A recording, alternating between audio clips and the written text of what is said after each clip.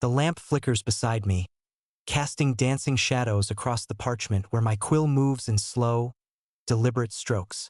Outside, the great city of Baghdad breathes in the darkness, its circular walls embracing the night like arms folded in prayer.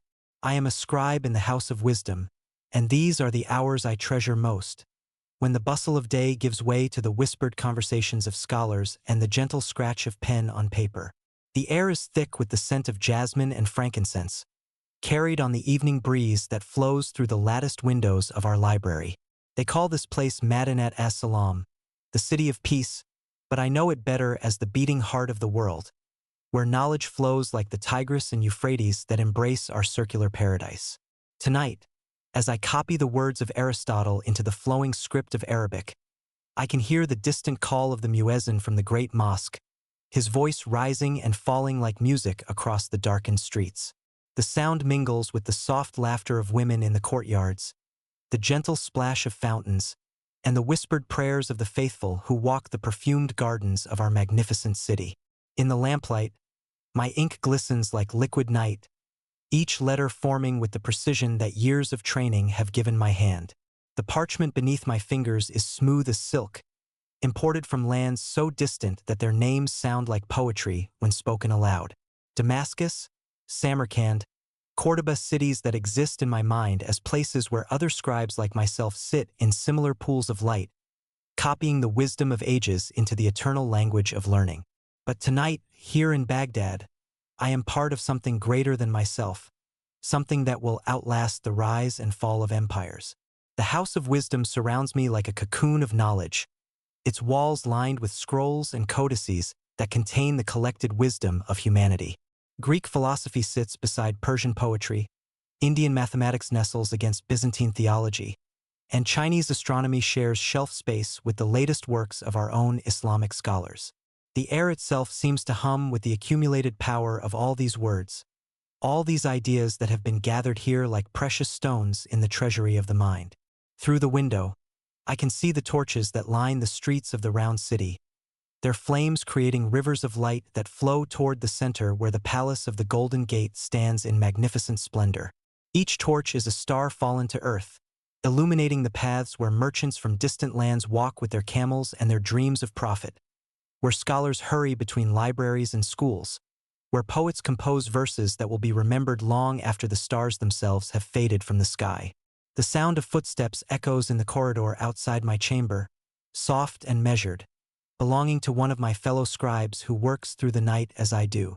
We are the guardians of learning, the keepers of the flame that burns eternal in the darkness of ignorance.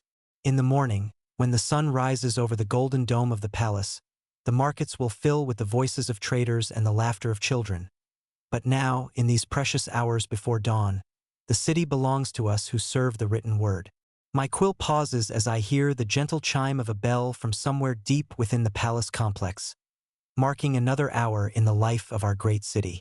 The sound is so soft, so perfectly calibrated, that it seems to emerge from the very walls themselves, as if the stones have learned to sing.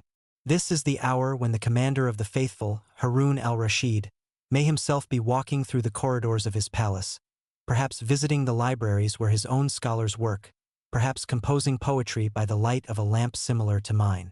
The thought fills me with a warmth that has nothing to do with the flame that burns beside me. To know that I serve a ruler who values learning above conquest, who treasures books more than gold, who has made our city a beacon of civilization in a world too often darkened by ignorance and war. This knowledge makes my labor feel sacred, transforms my humble copying into an act of devotion that rivals any prayer.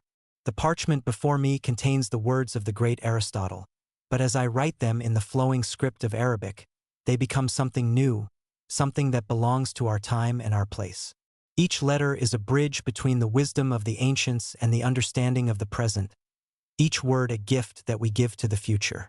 In this quiet chamber, surrounded by the sleeping city, I am part of a great work that began before my birth and will continue long after my death. The scent of roses drifts through the window, mixed with the more exotic fragrances of cardamom and cinnamon from the spice markets that even now are being prepared for tomorrow's trade. Somewhere in the distance, A lute plays a melody so beautiful that it seems to make the very air shimmer with music. These are the sounds and smells of paradise. I think, the earthly paradise that our caliph has created here in the heart of Mesopotamia. My hand moves steadily across the page, forming the elegant curves and dots that make up the most beautiful of scripts. Arabic is a language made for poetry, for philosophy, for the expression of ideas that soar like birds above the mundane concerns of daily life. Each letter is a work of art, each word a small prayer, each sentence a step closer to the divine truth that all scholars seek. In the House of Wisdom, we do not simply copy texts. We participate in the eternal conversation between human minds across the centuries. The lamp beside me burns with a steady flame, fed by the purest oil that money can buy.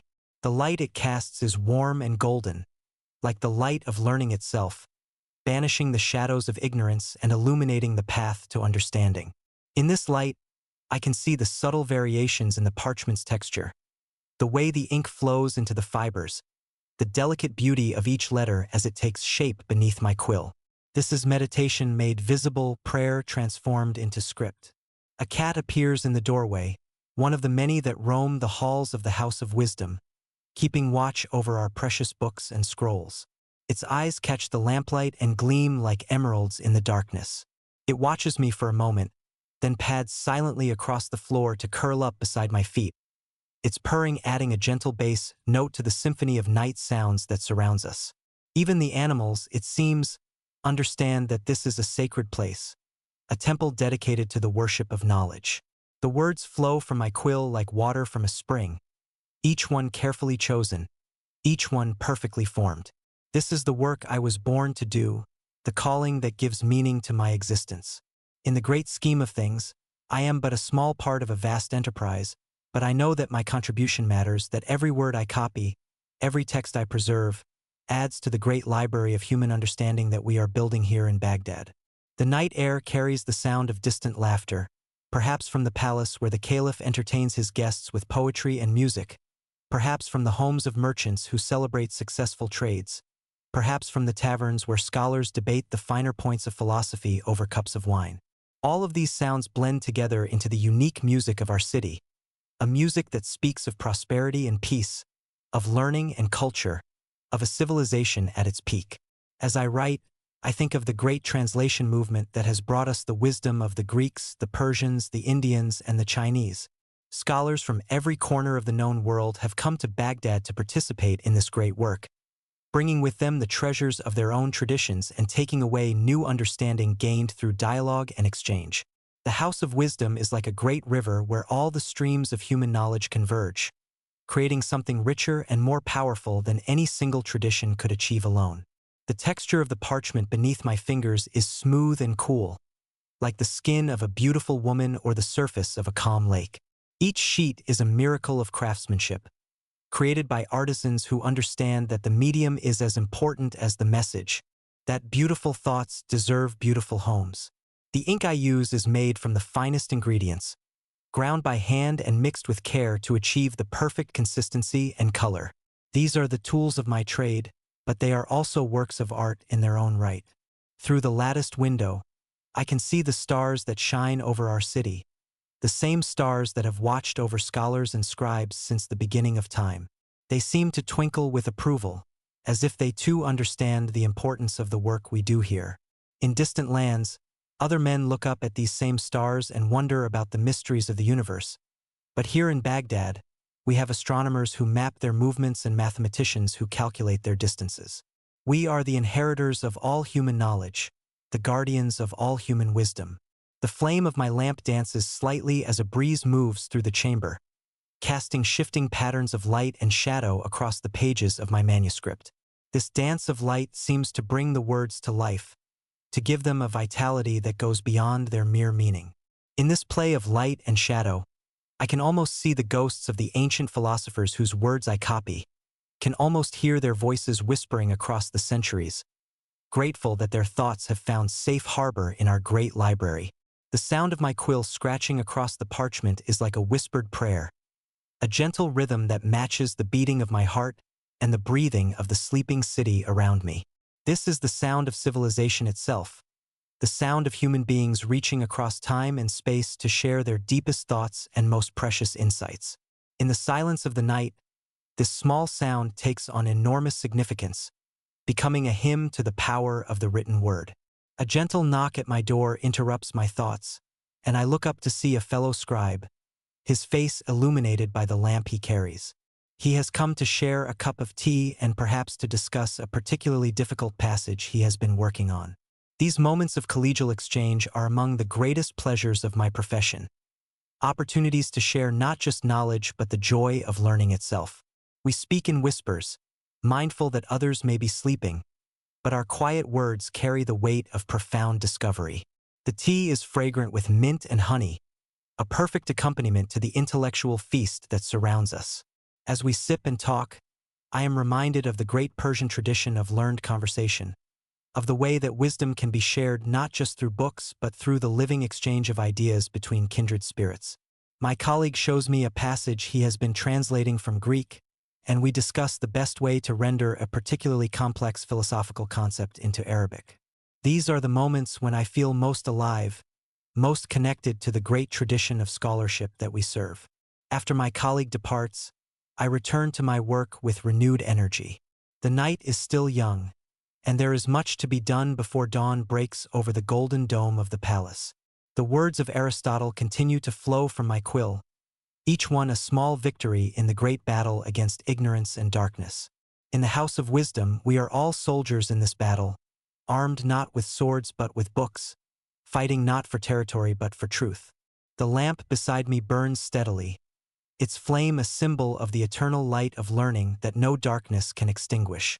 In its warm glow, I can see the accumulated wisdom of ages, the patient work of countless scribes who have come before me, the foundation upon which future generations will build their own understanding.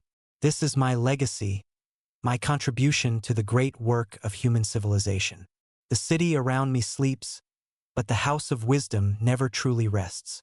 In chambers like mine throughout the building, other scribes work by lamplight, copying and translating, preserving and creating.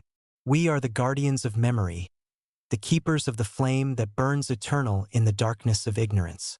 In the morning, when the merchants open their shops and the students fill the schools, our work will be there to greet them, ready to inform and inspire new generations of seekers after truth. The sound of the night watchman's call echoes through the streets, a reminder that even in this paradise of learning, the practical needs of security and order must be met.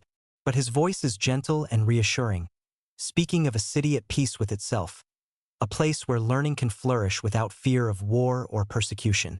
This is the gift that our caliph has given us, the precious peace that makes all our work possible. As I continue to write, I think of the great circle of the city itself, with its 3 concentric walls and its perfect symmetry. Like the city, our work here in the House of Wisdom is circular, always returning to the same eternal questions, always finding new answers in the old wisdom. We are part of a great cycle of learning that has no beginning and no end, only the eternal present moment where knowledge is created and preserved. The parchment before me is almost full, covered with the elegant script that has become as natural to me as breathing. Each page represents hours of careful work, but also years of training and a lifetime of dedication to the pursuit of knowledge. In the House of Wisdom, we understand that learning is not a destination but a journey, not a possession but a gift that must be shared. The lamp flame flickers again, and in its dance I see the spirit of Baghdad itself, vibrant and alive, reaching always toward the light of understanding. This is the city of dreams made manifest, the place where the greatest minds of the age come to share their knowledge and create new wisdom. In the silence of the night, I can almost hear the whispered conversations of the ages, the eternal dialogue between human minds that transcends the boundaries of time and space. As I dip my quill once more into the inkwell, my thoughts turn to the man who has made all of this possible, the commander of the faithful who sits at the very heart of our circular paradise. Harun al-Rashid is not merely a caliph in the traditional sense, not simply a ruler who commands armies and collects taxes. He is something rarer and more precious, a philosopher king who understands that true power lies not in the sword but in the word, not in conquest but in cultivation of the human spirit. I have seen him, this remarkable man, walking through the corridors of the House of Wisdom in the early hours of morning, his footsteps soft as whispers on the marble floors. He moves with the grace of a dancer, the dignity of a scholar, the quiet confidence of one who knows that he rules not through fear but through inspiration. His robes are simple yet elegant, often the deep blue of midnight or the warm brown of earth, colors that speak of contemplation rather than ostentation. When he pauses to examine a manuscript or to speak with a translator, his eyes hold the light of genuine curiosity, the spark of a mind that never stops questioning, never stops learning.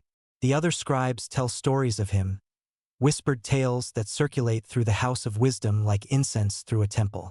They say that he keeps irregular hours, that he often rises before dawn to walk through the gardens of the palace, composing poetry in his head while the dew still glistens on the roses.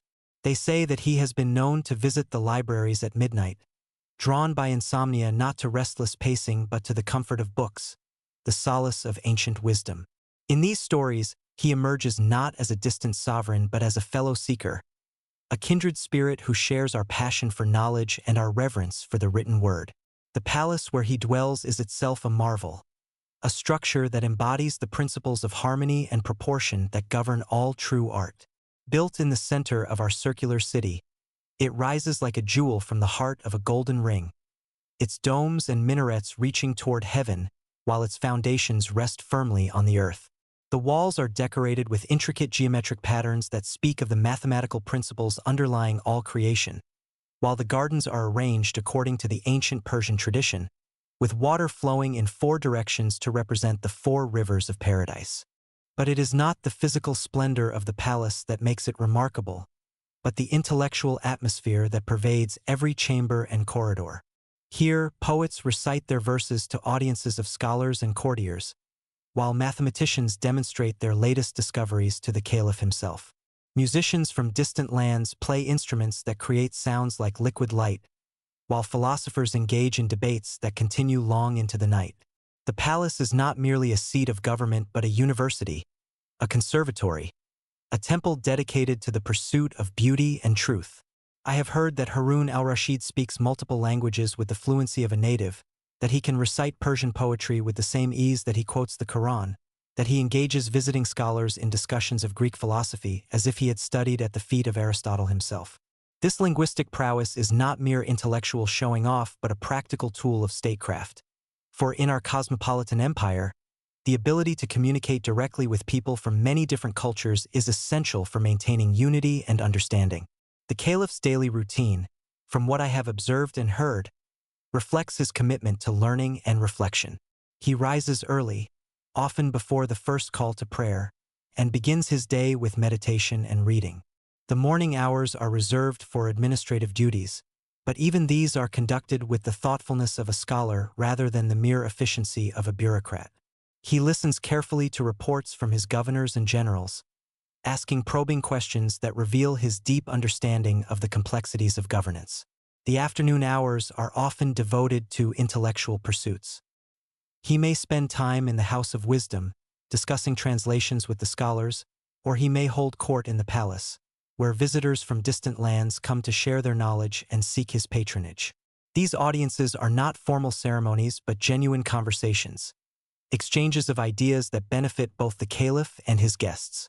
I have seen Indian mathematicians leave his presence with scrolls of parchment covered with his own handwriting, notes and questions that reveal the depth of his engagement with their work. The evening hours are perhaps the most remarkable of all, for it is then that the caliph often becomes a poet himself, composing verses that celebrate the beauty of creation and the mysteries of existence. His poetry is not the work of a dilettante but of a genuine artist, skilled in the complex meters and sophisticated imagery that characterize the best Arabic verse.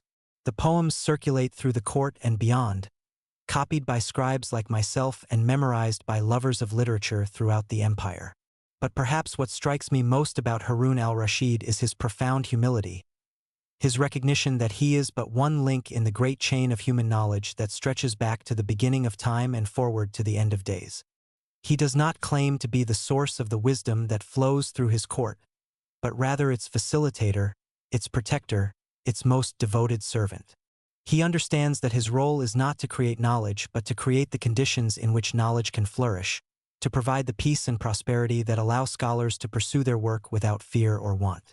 The correspondence that flows from his chancery reveals a ruler who sees himself as part of a larger community of learning that transcends political boundaries.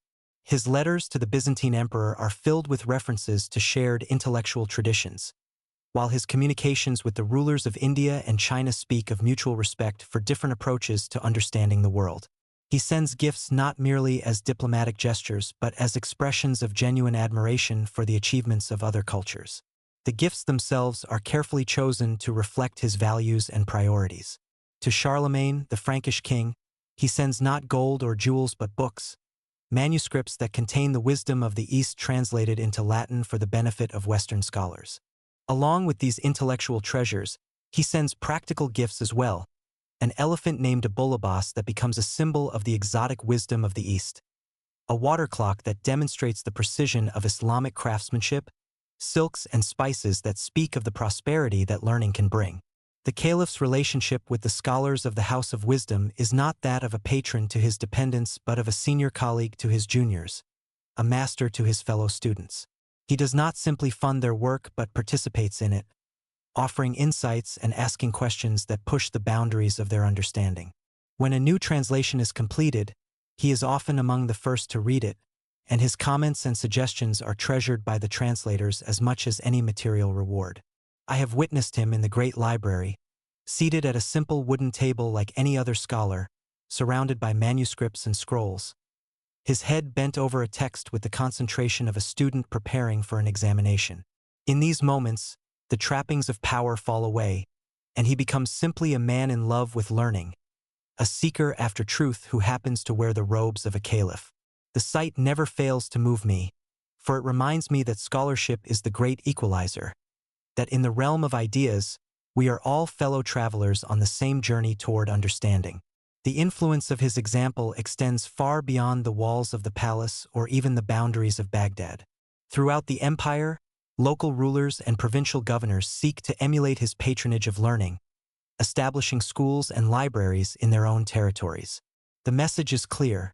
In the realm of Harun al-Rashid, knowledge is valued above all other treasures, and those who seek to serve him best can do so not through martial prowess or administrative efficiency alone, but through the cultivation of wisdom and the support of learning. The workshops and scriptoriums that have sprung up throughout the city are another testament to his influence. Here, skilled artisans create the most beautiful books ever seen, with gilded letters and elaborate illuminations that transform each page into a work of art. The caliph himself is said to own several of these masterpieces, books so beautiful that they seem to glow with their own inner light. But he does not hoard these treasures. Instead, he makes them available to scholars and students, understanding that beauty, like knowledge, is meant to be shared. The musical life of the court reflects his sophisticated tastes and his understanding of the arts as paths to spiritual enlightenment. The musicians who perform in the palace are not mere entertainers but skilled practitioners of an ancient craft, masters of instruments that can evoke the full range of human emotion. The caliph himself is said to be an accomplished player of the oud, the lute-like instrument that is the soul of Arabic music, and his performances are said to bring tears to the eyes of even the most hardened warriors. The gardens of the palace, visible from my window in the House of Wisdom, are arranged according to principles that reflect his philosophical outlook. Each plant is chosen not only for its beauty, but for its symbolic meaning, creating a living text that speaks of the harmony between human intelligence and natural beauty. The geometric patterns of the flower beds echo the mathematical principles that govern the movement of the stars, while the flowing water channels represent the rivers of knowledge that flow through the House of Wisdom.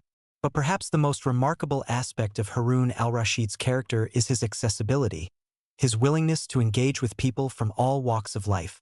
The stories tell of him disguising himself as a common citizen and walking through the streets of Baghdad, listening to the conversations of merchants and craftsmen, observing the daily life of his subjects.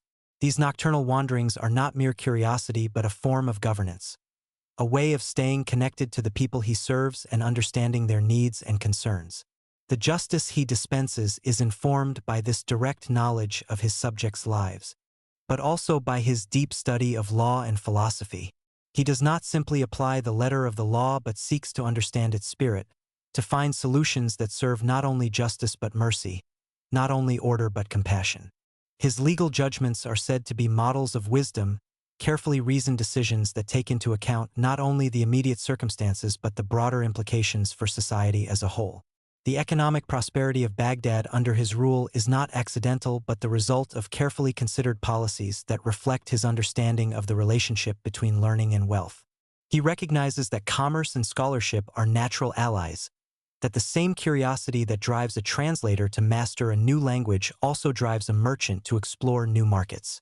The trade routes that pass through Baghdad carry not only goods but ideas, not only wealth but wisdom.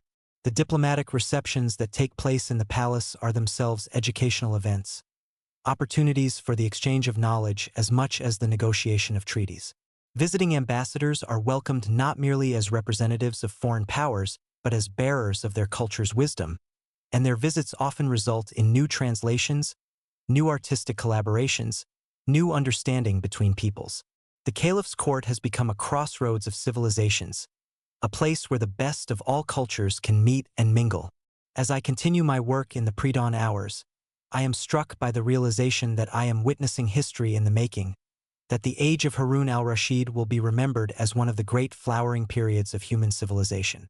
The man who rules from the palace at the center of our circular city is not merely a successful monarch but a transformative figure, someone who has understood that true greatness lies not in the accumulation of power but in its use for the betterment of humanity. The lamp beside me burns lower now, its flame a soft golden glow that seems to pulse with the rhythm of the sleeping city. In its light, I can see the words I have written, the careful transcription of ancient wisdom into the script of our time. But I can also see beyond the immediate task to the larger purpose that it serves, the great project of human understanding that Harun al-Rashid has made possible through his vision and his dedication. The House of Wisdom itself stands as the most tangible monument to his vision, a living cathedral of learning where the accumulated knowledge of humanity has found its sanctuary. As I sit here in my chamber, surrounded by the gentle whispers of fellow scholars and the soft rustle of turning pages, I am acutely aware that I am at the very heart of something unprecedented in human history. Never before has there been such a systematic effort to gather, preserve, and expand the boundaries of knowledge. Never before has a single institution brought together the wisdom of so many different civilizations under one roof. The building that houses us is itself a marvel of architectural planning, designed not merely for beauty but for the practical needs of scholarship. The walls are thick enough to muffle the sounds of the bustling city outside, creating an atmosphere of contemplative quiet that enables deep thought and careful work. The windows are positioned to catch the morning light, providing natural illumination for our manuscripts during the precious hours when the sun climbs over the eastern walls of Baghdad. The chambers are arranged in a logical sequence, with the most delicate and valuable texts housed in the innermost rooms, protected from both the elements and the casual curious. But it is not the physical structure that makes this place remarkable, but the community of scholars who have gathered here from every corner of the known world. In the chamber next to mine, I can hear the soft murmur of conversation in Persian, where two astronomers debate the precession of the equinoxes. Down the corridor, a group of mathematicians work by candlelight, their calculations scattered across sheets of parchment like constellations of numbers.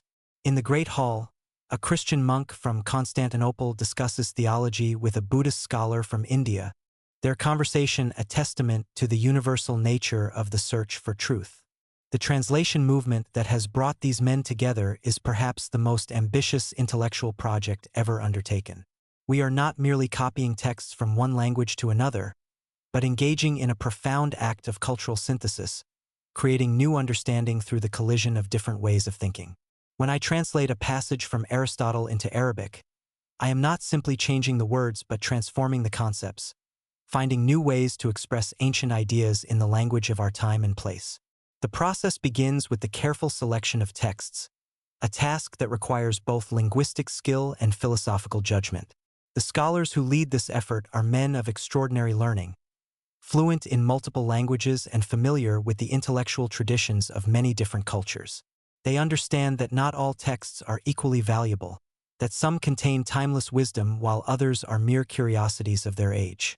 The decisions they make about what to translate and what to leave untranslated will shape the intellectual development of future generations. The actual work of translation is painstaking and demanding, requiring not just linguistic competence but deep understanding of the subject matter. A medical text cannot be translated by someone who knows only language but not anatomy. A philosophical treatise requires a translator who understands the subtle distinctions between different schools of thought. The best translators are often scholars in their own right, men who have mastered not only the languages involved but the disciplines they are translating. The collaborative nature of the work is one of its greatest strengths. Rarely does a single scholar work in isolation. Instead, teams of translators, copyists, and subject matter experts work together to ensure accuracy and clarity. I have seen groups of 5 or 6 scholars huddled around a single manuscript, debating the meaning of an obscure passage, consulting dictionaries and reference works, seeking the perfect word or phrase to capture the author's intention.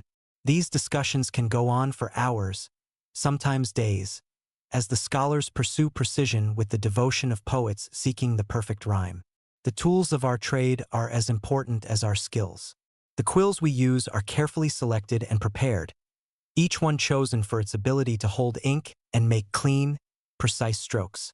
The ink itself is a marvel of chemistry, mixed from ingredients that come from the far corners of the earth, formulated to flow smoothly and dry quickly without fading. The parchment on which we write is prepared by skilled craftsmen who understand that the quality of the writing surface directly affects the quality of the finished work. The library that houses our growing collection is organized according to principles that reflect the Islamic understanding of knowledge as a unified whole. The texts are arranged not merely by subject matter but by the relationships between different fields of inquiry. Mathematics sits beside astronomy because the two sciences are intimately connected.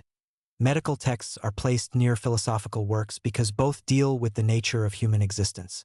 This arrangement encourages the cross-pollination of ideas, the kind of intellectual synthesis that leads to new discoveries and deeper understanding.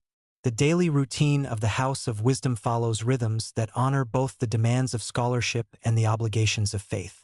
The day begins with the call to prayer, as scholars throughout the building pause in their work to face Mecca and acknowledge their dependence on divine guidance.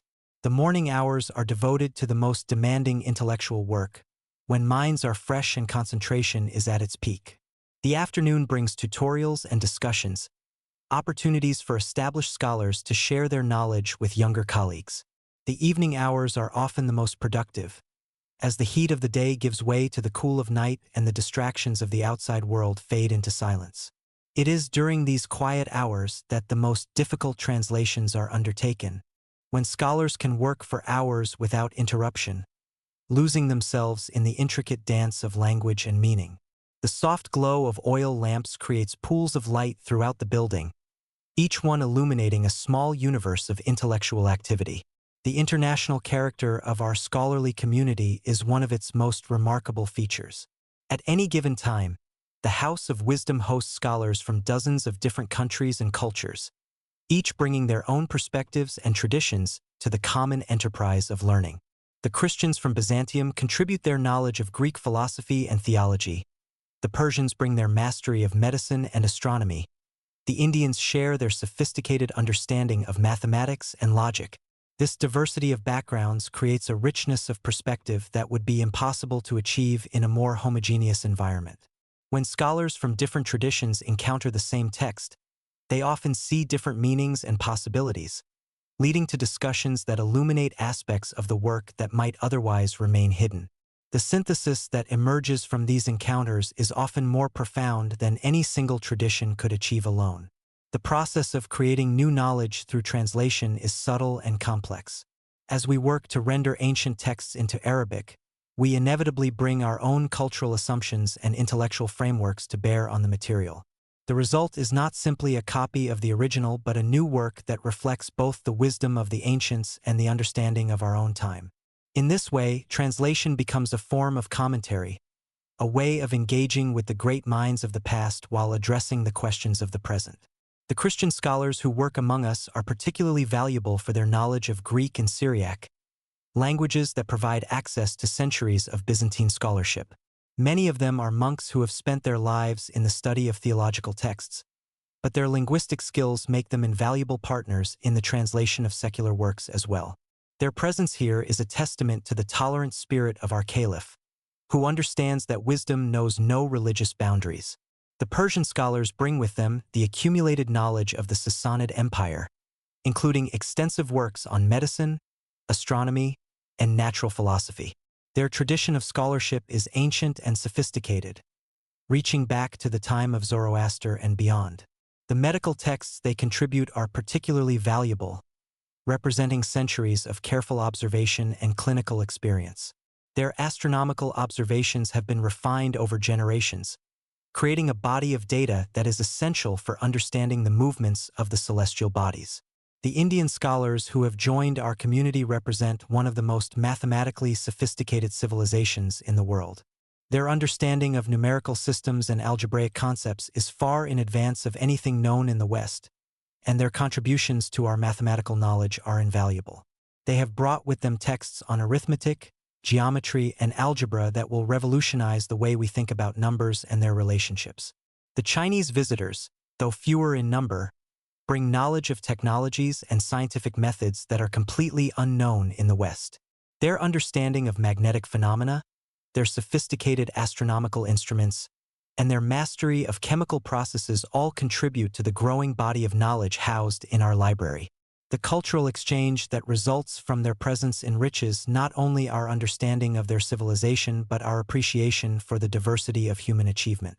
The Jewish scholars who work among us are particularly skilled in the interpretation of texts, bringing to their work centuries of experience in Talmudic study and biblical exegesis. Their methods of textual analysis are sophisticated and precise, and their contributions to our understanding of ancient works are invaluable. They serve as bridges between different traditions, helping to facilitate communication and understanding between scholars from different backgrounds. The atmosphere of intellectual excitement that pervades the House of Wisdom is almost palpable. In every corner of the building, scholars are making discoveries, solving problems, and pushing the boundaries of human knowledge. The sound of animated discussion fills the corridors, as ideas are debated, refined, and developed. The very air seems to vibrate with the energy of minds at work, pursuing truth with the passion of lovers and the dedication of saints. The copying work that occupies much of our time is itself a form of meditation, a way of engaging with the great minds of the past through the careful reproduction of their words. Each letter must be formed with precision, each word must be checked for accuracy, each sentence must be understood before it can be faithfully rendered. The process is slow and demanding, but it is also deeply satisfying, providing a direct connection to the thoughts and insights of history's greatest thinkers. The illumination of manuscripts is an art form in itself, requiring skills that combine technical mastery with aesthetic sensitivity. The artists who work in the House of Wisdom are not merely decorators but scholars in their own right, men who understand the texts they are illuminating and can create visual representations that enhance and clarify the written word. Their work transforms our manuscripts into objects of beauty as well as repositories of knowledge. The proofreading and editing process is equally demanding, requiring multiple scholars to review each text for accuracy and clarity. Every translation must be checked against the original, every copy must be compared with its source, every new work must be reviewed by experts in the relevant field. This attention to detail ensures that the texts we produce will be worthy of the great tradition of scholarship they represent. The cataloging and organization of our growing collection is a monumental task in itself. As new texts arrive daily, either as original works or as translations, they must be properly indexed and shelved according to our system of classification. The librarians who oversee this work are skilled scholars who understand the relationships between different fields of knowledge and can ensure that related texts are placed where they can be easily found and consulted together. The discussions that take place in our common areas are often as valuable as the formal translations and copying work. When scholars from different traditions encounter each other casually in the corridors or during meals, they often discover unexpected connections between their respective fields of study. These chance encounters frequently lead to collaborative projects that neither scholar could have undertaken alone. The visiting scholars who come to study specific texts in our collection often stay for months or even years, becoming temporary members of our community. They bring with them questions and perspectives that challenge our assumptions and force us to think more deeply about familiar material. Their presence keeps our work fresh and dynamic, preventing the stagnation that can result from too much familiarity with the same texts and ideas. The financial support that makes all of this possible comes directly from the caliph's treasury, reflecting his understanding that investment in knowledge is the most profitable investment a ruler can make. The funds are generous and reliable, allowing us to purchase the finest materials, attract the best scholars, and maintain the highest standards of craftsmanship. This financial backing gives us the freedom to pursue truth wherever it leads, without concern for immediate practical applications. The influence of our work extends far beyond the walls of the House of Wisdom. The translations we produce are copied and distributed throughout the Islamic world, carrying the wisdom of the ancients to places where it has never been seen before. The new knowledge we create through our synthesis of different traditions spreads like ripples in a pond, influencing scholars and students in distant lands who will carry the work forward into future generations. As I pause in my writing to adjust the wick of my lamp, I am struck by the profound responsibility that rests on our shoulders. We are not merely preserving the past but shaping the future, not merely translating words but transmitting the accumulated wisdom of humanity to those who will come after us. In this quiet chamber, surrounded by the soft sounds of scholarship, I am part of something larger than myself, something that will outlast my own brief existence and continue to bear fruit long after I am gone. The cultural flowering that has transformed Baghdad into the jewel of the world extends far beyond the walls of the House of Wisdom, reaching into every corner of our magnificent city. As dawn approaches and the first faint light begins to filter through my window, I can hear the awakening sounds of a civilization at its peak, the gentle stirring of a society that has achieved the perfect balance between material prosperity and spiritual enlightenment. The call to prayer will soon echo across the rooftops, but already I can hear the soft preparations of a city that has learned to marry the sacred and the secular in harmonious union. The mathematical renaissance that has taken place under our caliph's patronage represents perhaps the most remarkable intellectual achievement of our age. In chambers not far from where I sit, scholars work with numbers and geometric forms, pushing the boundaries of human understanding into realms that the ancient Greeks could never have imagined. The Hindu numerals that have been adopted and refined by our mathematicians have revolutionized the way we think about calculation and measurement, replacing the cumbersome Roman system with an elegant notation that makes complex operations simple and intuitive. The algebraic methods developed by our scholars represent a completely new approach to mathematical problems, one that treats unknown quantities as if they were known, manipulating symbols according to precise rules to arrive at solutions that would have been impossible to achieve through traditional geometric methods. The word itself, algebra, speaks of restoration and completion, of the healing of mathematical relationships that have been broken or incomplete. In the hands of our mathematicians, algebra becomes a kind of poetry, a way of expressing the hidden harmonies that underlie the apparent chaos of the world. The astronomical observations conducted from the observatories of Baghdad have revealed the heavens to be far more complex and beautiful than previous generations ever suspected. Night after night, our astronomers map the movements of the stars and planets, recording their positions with a precision that enables them to predict eclipses and calculate the length of the year with unprecedented accuracy. The astrolabe, that miraculous instrument that brings the heavens down to earth, has been perfected by our craftsmen to such a degree that it can be used to determine not only the time and direction of prayer, but also the latitude of any location on earth. The medical knowledge that has been gathered and expanded in our hospitals and medical schools represents a synthesis of Greek, Persian, Indian, and Arab traditions that has created an approach to healing more comprehensive and effective than any that has existed before. The physicians who train in Baghdad learn not only the theoretical foundations of medicine but also the practical skills needed to diagnose and treat the full range of human ailments. The hospitals themselves are marvels of organization and efficiency, with separate wards for different types of patients, specialized facilities for surgery and treatment, and libraries where medical knowledge is preserved and transmitted to future generations. The surgical techniques developed by our physicians represent the cutting edge of medical practice, employing instruments of exquisite craftsmanship and methods that minimize pain and maximize the chances of successful healing. The use of opium and other drugs to control pain during operations has transformed surgery from a desperate last resort into a viable treatment option for conditions that were previously considered incurable. The careful observation and recording of symptoms has led to the identification of new diseases and the development of new treatments that have saved countless lives. The philosophical discussions that take place in the salons and private homes of Baghdad represent a flowering of intellectual life that rivals the great schools of ancient Athens. Here, scholars debate the nature of existence, the relationship between reason and faith, the proper organization of society, and the meaning of human life. These conversations are not mere academic exercises but passionate engagements with the fundamental questions that have always driven human inquiry. The participants bring to these discussions not only their knowledge of the classical texts, but also their own insights and experiences, creating a synthesis of ancient wisdom and contemporary understanding. The poetry that has emerged from this cultural renaissance represents perhaps the most beautiful expression of the human spirit that has ever been achieved.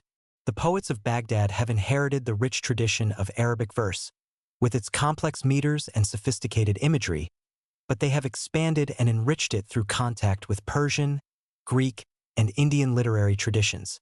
The result is a poetry that is both deeply rooted in Arab culture and cosmopolitan in its appeal, speaking to universal human experiences while maintaining its distinctive voice and character. The wine poetry that has become so popular in our literary circles represents a bold exploration of the tensions between earthly pleasure and spiritual aspiration, between the demands of the flesh and the longings of the soul. These verses, often composed in the taverns and gardens of Baghdad, celebrate the beauty of the created world while acknowledging the transitory nature of all earthly pleasures. The wine becomes a symbol of divine love, the tavern a metaphor for the world, and the drunkenness a representation of the soul's intoxication with the divine. The love poetry that flows from the pens of our poets represents a refinement of human emotion that transforms physical attraction into spiritual longing, earthly desire into heavenly aspiration. The beloved becomes a symbol of divine beauty, the pain of separation a metaphor for the soul's exile from its true home, and the joy of union a foretaste of the bliss that awaits the faithful in paradise. These poems are not merely literary exercises but profound meditations on the nature of love and its relationship to the divine. The musical traditions that have flourished under our caliph's patronage represent a synthesis of Arab, Persian, Byzantine, and Indian influences that has created forms of unprecedented beauty and complexity. The oud, that queen of instruments, has been perfected by our craftsmen to such a degree that it can express the full range of human emotion with subtle gradations of tone and rhythm. The singers who perform in the courts and private homes of Baghdad have developed techniques that allow them to convey not only the meaning of the words but also their emotional content, creating performances that move audiences to tears or transport them to states of mystical ecstasy. The musical modes that have been developed and codified by our theorists represent a systematic approach to the organization of sound that enables composers to create works of extraordinary sophistication and beauty. Each mode has its own character and emotional associations, its own rules of composition and performance, its own relationship to the cycles of the day and the seasons of the year. The understanding of these relationships has allowed our musicians to create compositions that resonate with the deepest rhythms of human experience. The architectural achievements that have transformed Baghdad into the most beautiful city in the world represent a perfect marriage of function and beauty, of practical necessity and aesthetic aspiration. The great mosque that stands at the heart of our city is not merely a place of worship but a masterpiece of geometric design, its proportions based on mathematical principles that reflect the underlying harmony of creation. The minarets that rise from its corners are not simply functional towers but sculptures that reach toward heaven, their elegant forms of prayer made manifest in stone and brick. The private homes and palaces that line the streets of Baghdad represent a new approach to domestic architecture, one that creates spaces for both public and private life, for both social interaction and solitary contemplation. The courtyards with their fountains and gardens provide cool refuge from the heat of the day, while the reception halls are designed to accommodate the elaborate ceremonies and entertainments that are such an important part of our social life. The decorative elements that adorn these buildings, from the intricate tilework to the carved wooden screens, represent a level of craftsmanship that transforms functional architecture into works of art. The gardens that surround our city represent a new understanding of the relationship between human beings and the natural world, one that sees nature not as something to be conquered, but as something to be collaborated with in the creation of beauty. The Persian tradition of garden design has been adapted to the climate and conditions of Mesopotamia, creating enclosed paradises where water, plants, and architectural elements combine to create environments of extraordinary beauty and tranquility. These gardens are not merely decorative but functional, providing fresh air and cool spaces for contemplation and conversation. The culinary arts that have flourished in Baghdad represent a synthesis of cooking traditions from across the known world, creating a cuisine that is both sophisticated and accessible, both exotic and familiar. The spice markets of our city offer ingredients from India, China, and the distant islands of the Indies, while the local produce of the fertile plains around Baghdad provides the foundation for dishes that satisfy both the palate and the soul. The art of cooking has been elevated to the level of poetry, with master chefs creating dishes that appeal to all the senses and reflect the cosmopolitan character of our civilization. The textile arts that have been developed in Baghdad represent the highest achievements of human craftsmanship, creating fabrics that are both beautiful and durable, both functional and decorative. The silk that is woven in our workshops rivals the finest products of China and Byzantium, while the cotton textiles that are produced here are prized throughout the Islamic world for their softness and durability. The dyeing techniques that have been perfected by our craftsmen produce colors of extraordinary richness and permanence, creating textiles that are works of art in their own right. The metalworking traditions that have flourished under our caliph's patronage have produced objects of extraordinary beauty and functionality, from the delicate astrolabes used by our astronomers to the magnificent ceremonial weapons that are presented to visiting dignitaries. The techniques of inlay and engraving that have been developed by our metalworkers allow them to create surfaces that are covered with intricate patterns and inscriptions, transforming utilitarian objects into works of art that reflect the sophistication of our civilization. The scientific instruments that are produced in Baghdad represent the cutting edge of technological achievement, combining precision engineering with aesthetic beauty to create tools that are both functional and beautiful. The astrolabes, quadrants, and other astronomical instruments that are made here are sought after by scholars throughout the known world, not only for their accuracy but also for their beauty. The medical instruments that are crafted in our workshops enable physicians to perform operations with unprecedented precision, while the optical devices that are being developed here promise to revolutionize our understanding of light and vision. The glass-making techniques that have been perfected in Baghdad have enabled our craftsmen to create objects of extraordinary beauty and utility, from the delicate vessels used for perfumes and medicines to the magnificent windows that illuminate our mosques and palaces. The chemistry of glassmaking has been studied and refined to such a degree that our glassmakers can create products that rival the finest works of the ancient world, while introducing innovations that point toward even greater achievements in the future. The perfume-making arts that have flourished in Baghdad represent a synthesis of Arabian, Persian, and Indian traditions that has created fragrances of unprecedented complexity and beauty. The skilled perfumers who work in our city understand not only the properties of individual ingredients but also the subtle ways in which different scents interact and evolve over time. The perfumes that are created here are not merely pleasant fragrances but complex compositions that tell stories and evoke emotions, creating olfactory experiences that complement and enhance the other arts. The educational institutions that have been established throughout Baghdad represent a new approach to learning, one that combines traditional Islamic education with the study of the sciences and humanities.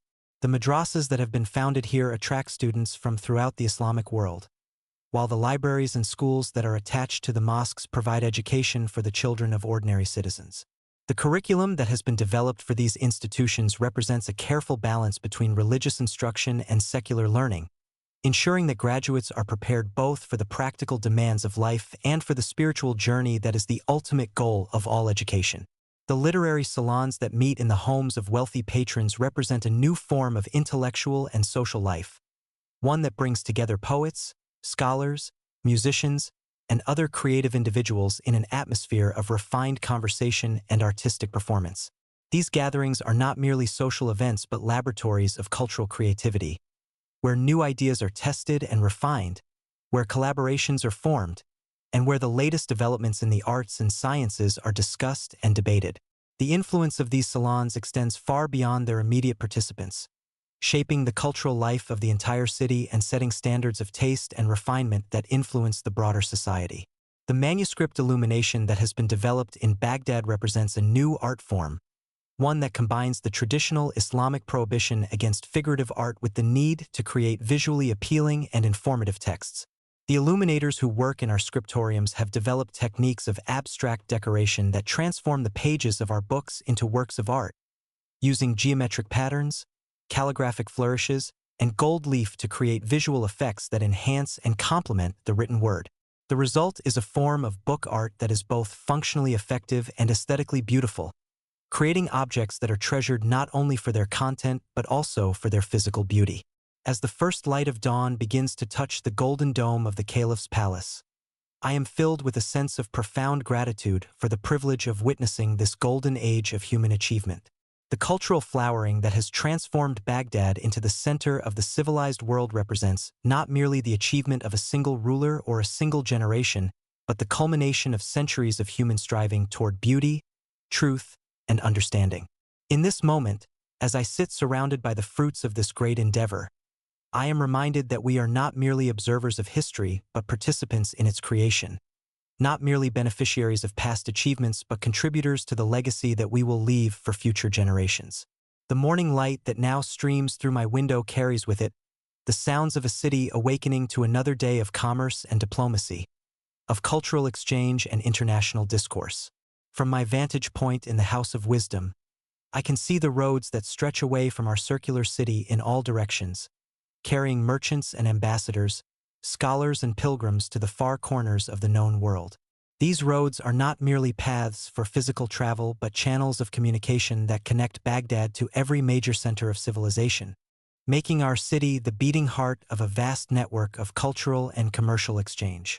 The diplomatic correspondence that flows daily from the chancery of our caliph reveals the extraordinary reach of his influence and the respect in which he is held by rulers throughout the world. The letters that arrive each morning, carried by dust-covered messengers who have traveled for weeks or months to reach our city, speak of a world that looks to Baghdad for leadership in matters of culture, learning, and statecraft.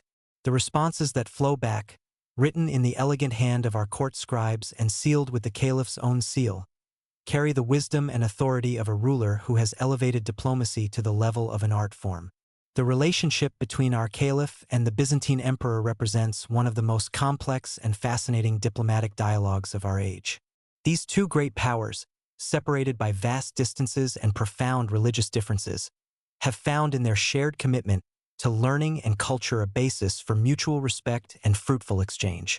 The letters that pass between Constantinople and Baghdad speak not only of political matters but of philosophical questions, of shared interests in preserving and expanding the legacy of classical civilization.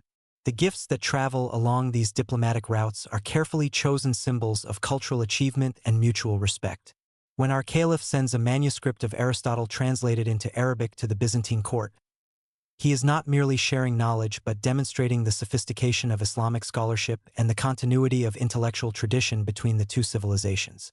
When the emperor responds with rare Greek texts or examples of Byzantine craftsmanship, he acknowledges the legitimacy of Islamic claims to the heritage of classical learning. The correspondence with Charlemagne, that distant ruler of the Franks, represents perhaps the most remarkable diplomatic achievement of our age. The physical distance between Baghdad and Aachen is matched by the cultural gulf that separates the Islamic East from the Christian West. Yet the letters that pass between these two rulers reveal a mutual recognition of shared values and common purposes.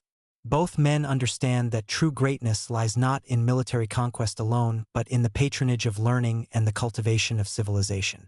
The elephant Abul Abbas, that magnificent gift from our caliph to the Frankish king, has become a symbol of the wonder and exotic richness of the East. The chronicles tell us that this gentle giant, transported at enormous expense across the Mediterranean and over the Alps, has created a sensation at the Frankish court, where it serves as a living reminder of the far-reaching power and generosity of Harun al-Rashid. But the elephant is more than a curiosity. It is a diplomatic message, a demonstration of the caliph's ability to move resources across vast distances and his willingness to share the marvels of his realm with worthy partners. The water clock that accompanies this gift represents an even more profound statement about the nature of Islamic civilization.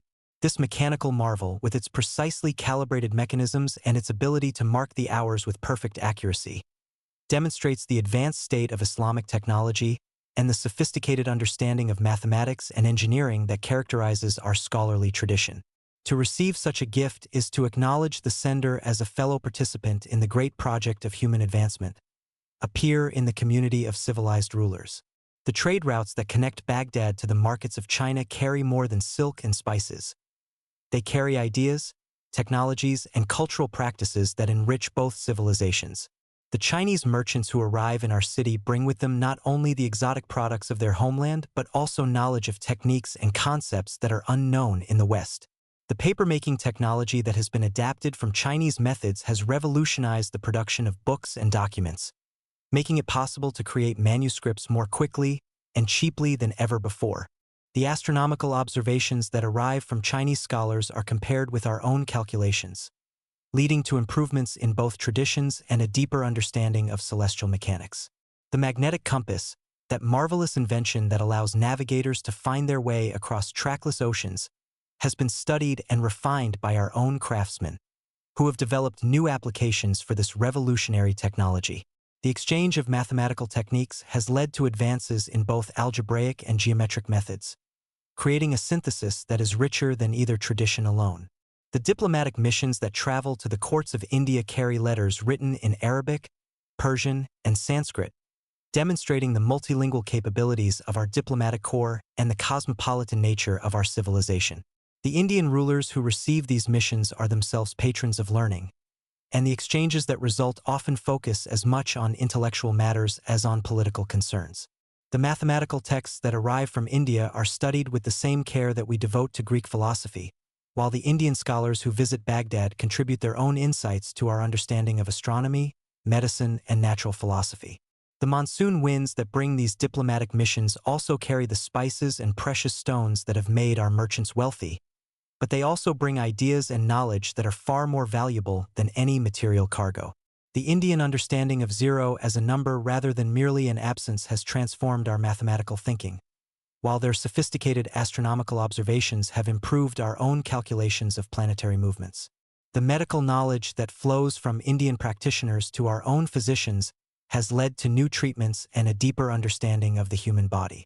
The African kingdoms that lie to the south of our empire send their own ambassadors to Baghdad, men who speak of vast cities and sophisticated civilizations that exist beyond the reach of most maps. The gold and ivory that these missions bring as gifts are welcomed, but the knowledge they carry of different approaches to governance, different solutions to the problems of organizing complex societies, is equally valuable. The exchange of ideas about law, administration, and social organization that results from these contacts enriches our understanding of the possibilities of human society. The diplomatic protocols that govern these international exchanges have been refined to an art form, with elaborate ceremonies and carefully orchestrated receptions that demonstrate respect for foreign dignitaries while maintaining the dignity of our own court. The translator diplomats who facilitate these exchanges are skilled not only in languages, but in the subtle arts of cultural interpretation, able to navigate the complex currents of international relations while preserving the essential meanings of the messages they convey.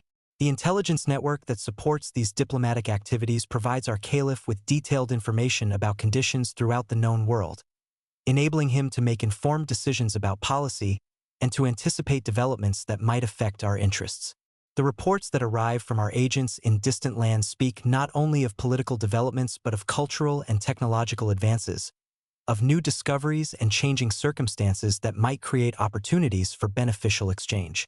The merchant networks that complement our diplomatic activities create unofficial channels of communication that often prove as valuable as formal diplomatic correspondence. The traders who travel between Baghdad and distant markets carry not only goods but news, ideas, and personal messages that help to maintain the human connections that underlie all successful diplomacy. Their reports provide our government with detailed information about economic conditions, social developments, and cultural changes that might not be reflected in official diplomatic communications. The linguistic diversity of our diplomatic corps reflects the cosmopolitan nature of our empire and the wide range of our international contacts. The interpreters who work in our chancery are skilled in dozens of languages and dialects, able to communicate with visitors from every corner of the known world. Their knowledge extends beyond mere vocabulary to include understanding of cultural nuances, religious practices, and social customs that are essential for successful diplomatic exchange. The cultural exchanges that result from these diplomatic contacts enrich not only our own civilization but those of our partners as well. The Persian carpets that are sent as gifts to foreign courts carry with them the aesthetic sensibilities of our craftsmen, while the Chinese silk that adorns our palaces brings the artistic traditions of the Far East into our daily lives. The Greek manuscripts that arrive from Byzantium are studied by our scholars, while the Arabic translations of classical texts that we send in return influence the intellectual development of Christian Europe.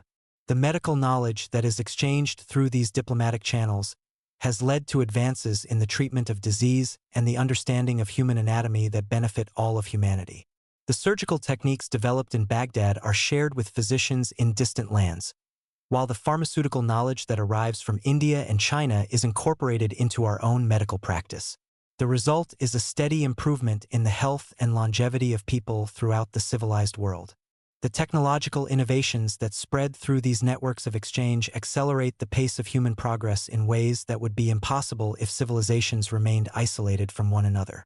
The improvements in navigation that result from the exchange of astronomical knowledge enable merchants and explorers to travel more safely and efficiently, while the advances in metallurgy and engineering that are shared between civilizations lead to better tools and more effective machines.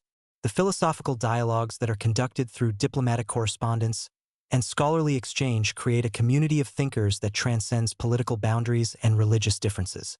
The questions that are debated in the salons of Baghdad are also being discussed in the courts of Byzantium, the schools of Cordoba, and the universities of Europe. The result is a conversation that encompasses the entire civilized world, a dialogue that enriches all participants and advances human understanding.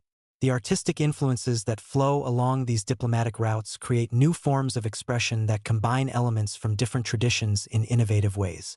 The Persian miniatures that are created in our workshops show the influence of Chinese painting techniques, while the geometric patterns that adorn our buildings reflect mathematical principles that have been refined through contact with Indian and Greek traditions. The musical compositions that are performed in our courts incorporate melodies and rhythms from throughout the known world, creating a truly international art form. The educational exchanges that result from these diplomatic contacts have transformed the intellectual landscape of the civilized world. The scholars who travel from Baghdad to distant courts carry with them not only specific knowledge but also methods of inquiry and approaches to learning that influence the educational systems of their host countries. The students who come to study in our schools return to their homelands with new perspectives and techniques that they share with their own teachers and colleagues. The religious dialogues that take place within this framework of diplomatic exchange demonstrate the possibility of mutual understanding and respect between different faith traditions. While maintaining his own commitment to Islam, our caliph has shown that it is possible to engage constructively with Christian, Jewish, and other religious traditions, finding common ground in shared values and mutual respect for learning and scholarship. This example of religious tolerance has influenced rulers throughout the world, creating a more peaceful and productive international environment. The commercial benefits that result from these diplomatic relationships have created unprecedented prosperity for our city and our empire. The trade agreements that are negotiated through diplomatic channels ensure fair treatment for our merchants in distant markets, while the cultural exchanges that accompany these commercial relationships create demand for the luxury goods and specialized products that are manufactured in Baghdad. The result is a virtuous cycle of prosperity that benefits all participants in the network of international exchange. The legal frameworks that govern these international relationships have been carefully developed to ensure justice and fairness for all parties. The treaties that are negotiated through our diplomatic missions establish clear principles for the treatment of foreign merchants, the resolution of disputes, and the protection of diplomatic personnel. These agreements serve as models for international law that influence the development of legal systems throughout the civilized world. The celebration of these international relationships in our art and literature reflects the pride that our people take in belonging to a civilization that is respected and admired throughout the world. The poems that are composed in honor of visiting ambassadors, the decorative programs that commemorate successful diplomatic missions, and the historical chronicles that record these achievements all contribute to a sense of cultural confidence and international prestige that strengthens our position in the world. As I watch the sun rise over the walls of Baghdad, painting the sky in shades of gold and rose that rival the finest Persian miniatures, I am filled with awe at the scope and sophistication of the international network that our caliph has created.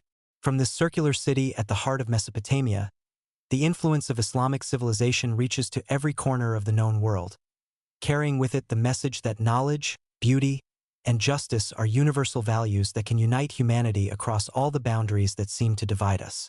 But even as I marvel at the achievements of this golden age, I sense that I am witnessing something that transcends the immediate political and cultural realities of our time. The Baghdad of Harun al-Rashid is becoming more than a mere city, more than the capital of an empire, more than the center of a civilization. It is transforming into a symbol, a dream, a vision of what human society might become when wisdom guides power and when the pursuit of knowledge becomes the highest form of worship. The storytellers who gather in the markets and coffee houses of our city are already weaving the events of our time into tales that blur the line between history and legend. In their narratives, the caliph becomes a figure of romance and mystery, a ruler who walks disguised through the streets of his capital, dispensing justice and revealing truths that are hidden from ordinary mortals. The House of Wisdom becomes a place of magical transformations, where ancient texts whisper their secrets to those who know how to listen, and where the accumulated knowledge of the ages waits to be discovered by worthy seekers. These stories, told and retold in the dim light of oil lamps, embroidered with each telling, growing richer and more fantastical with each repetition, are already beginning to take on a life of their own. I have heard merchants from distant lands speak of Baghdad as if it were a city from a fairy tale, a place where genies grant wishes and where the very air shimmers with possibility. The reality of our achievements, remarkable as they are, is being transformed in the collective imagination into something even more wonderful, a vision of earthly paradise that will inspire generations yet unborn. The palace of our caliph, with its gardens and fountains, its libraries and music rooms, its halls where scholars debate and poets recite, is becoming in these tales a place of infinite wonders. The stories speak of chambers filled with treasures beyond counting, of mechanical marvels that perform their tasks without human intervention, of secret passages that lead to hidden rooms where the mysteries of the universe are revealed to those brave enough to seek them. The historical Harun al-Rashid, wise and learned though he is being replaced in popular imagination by a figure of legend, a caliph who possesses not only earthly power but supernatural wisdom. The Knights of Baghdad, when the city settles into that magical quietude that I know so well from my work in the House of Wisdom, are becoming the setting for tales of adventure and romance that will outlast the political achievements of our age. In these stories, the darkness is not merely the absence of light but a realm of possibility, a time when the ordinary rules of existence are suspended and when anything might happen. The call of the muezzin becomes a signal for the beginning of adventures. The flickering of oil lamps marks the boundaries between the real and the imagined, and the whisper of wind through the streets carries messages from the world of dreams. The figure of Scheherazade, that legendary storyteller who saves her life through the power of narrative, is said to have walked these very streets, to have gathered her tales from the actual experiences of our citizens, to have transformed the daily life of Baghdad into the stuff of immortal legend. Whether she truly existed or is herself a creation of the storyteller's art matters less than the truth she represents. That the power of the imagination can triumph over the forces of destruction, that wisdom and creativity can overcome tyranny and ignorance, and that the human spirit, when it finds its proper expression, is capable of creating beauty that transcends time itself. The tales that are being woven around the figure of our caliph draw upon the real achievements of his reign, while transforming them into something that speaks to the deepest longings of the human heart. The historical patronage of learning becomes, in these stories, a magical ability to unlock the secrets of the universe.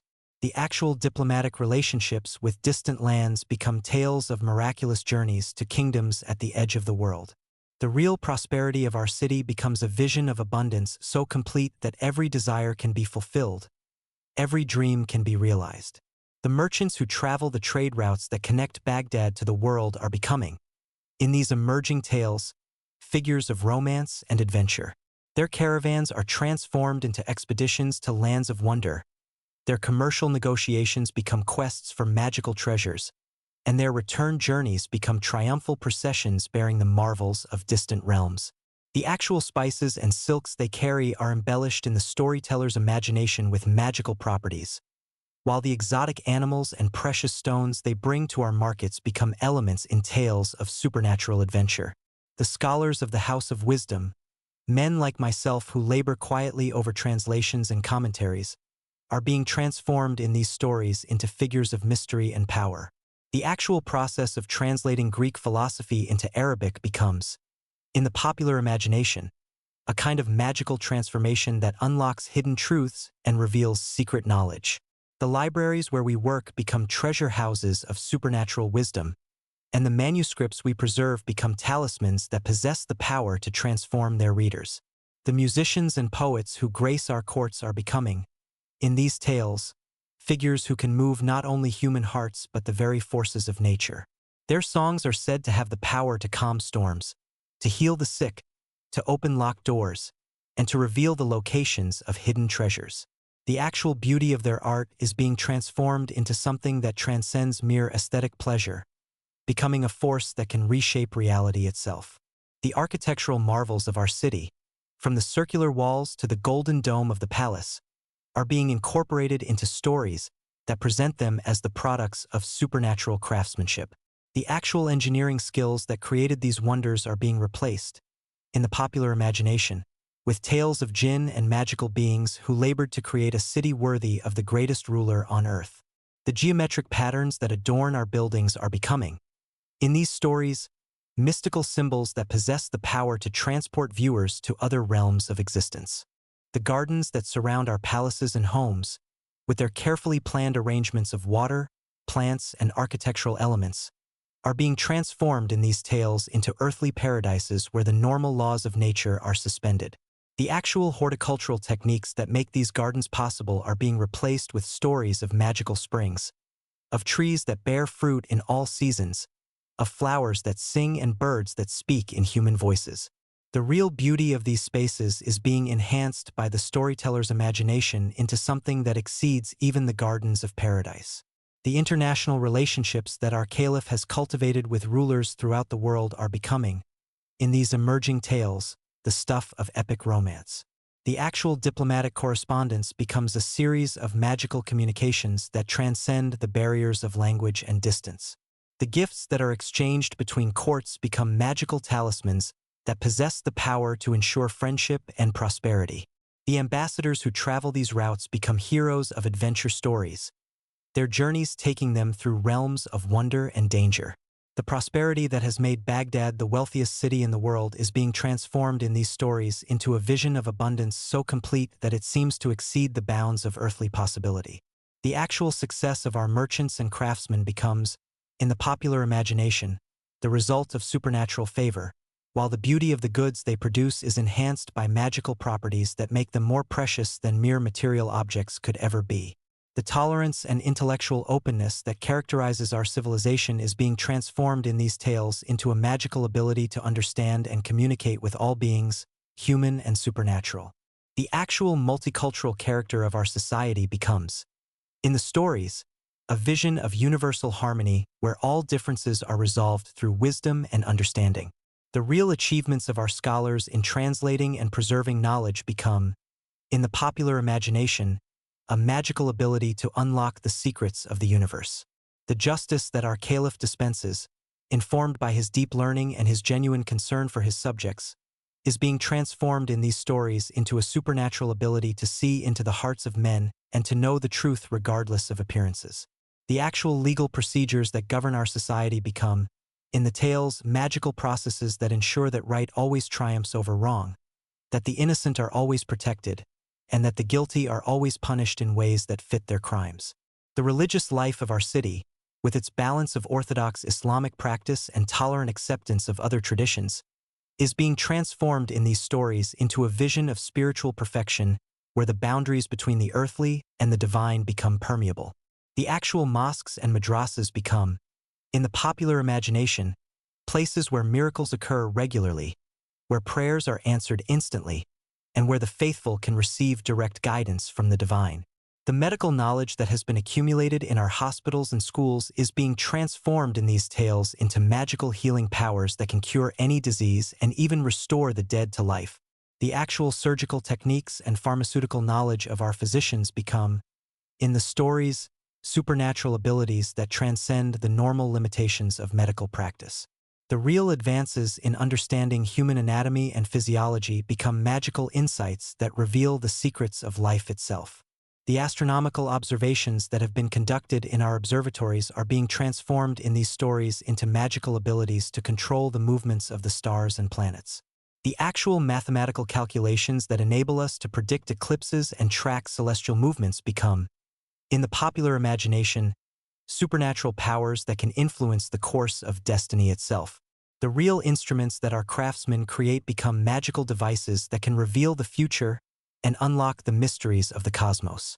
As I sit here in the growing light of dawn, my lamp now unnecessary as the sun illuminates the pages of my manuscript, I realize that I am witnessing the birth of a legend that will outlast the historical reality that gave it birth.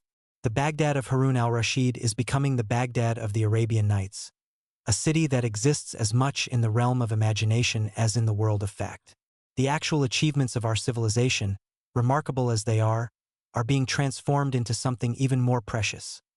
A vision of human possibility that will inspire and guide future generations long after our political power has faded and our buildings have crumbled to dust.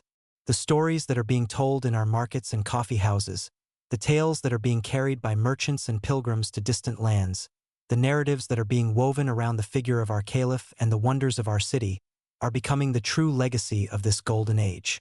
They speak of a time when wisdom and power were united, when knowledge was valued above gold, when justice and mercy walked hand in hand, and when the human spirit soared to heights that seemed to touch the very stars. In these tales, the night becomes not merely the absence of day but a realm of infinite possibility, a time when the ordinary rules of existence are suspended and when the deepest truths of the human heart are revealed. The darkness that I have known so well in my long hours of scholarly labor becomes, in these stories, a canvas upon which the most beautiful dreams of humanity are painted. The silence that has been my companion in the house of wisdom becomes, in the popular imagination, a pregnant quietude that holds within it all the stories that have ever been told and all the stories that are yet to be born. The lamp that has illuminated my work throughout this long night, that faithful companion that has burned steadily as I have traced the rise and flowering of our golden age, becomes in these emerging tales a symbol of the light of knowledge that can never be extinguished, the flame of human curiosity and creativity that burns eternal in the darkness of ignorance and despair.